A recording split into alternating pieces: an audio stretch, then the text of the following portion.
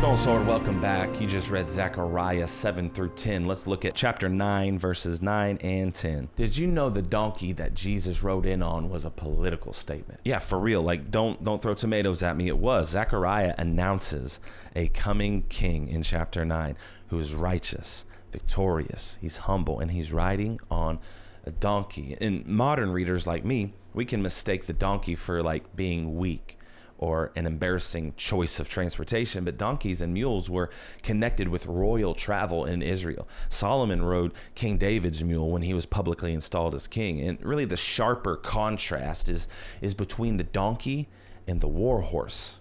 Zechariah's next verse says the king will cut off chariots, warhorses, and battle bows, then announce peace to the nations. The horse represented military power and imperial control, but the donkey revealed a king whose reign would not be built through weapons people expected. Think about a president of the United States not showing up to a big address or a big campaign speech in his typical motorcade with his military display and symbols of power, but he's just showed up walking like a person.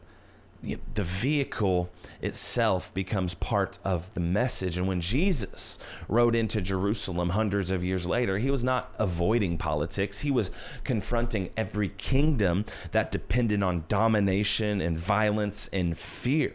Jesus, he entered like a king, but rejected the weapons kings used to stay in power. So don't reduce Jesus to the mascot of your preferred political side, because that's not the point at all. His kingdom does not advance through fear and hatred and manipulation or dehumanizing anybody. His kingdom advances through his power, which is through his sacrifice, his grace, and his love. And don't get me wrong, Jesus is a boss. Jesus, he will get violent. It says in the book of Revelation that when he comes back, blood will be dripping off of his robe and a double-edged sword will be coming out of his mouth. But we need to choose truth without cruelty, and courage without domination, and conviction without becoming what you oppose. Jesus did not borrow the world's warhorse to establish heaven's kingdom. The kingdom is already established. So be encouraged today that we do not fight against flesh, but we fight in the spiritual realm where Jesus is already the victorious king.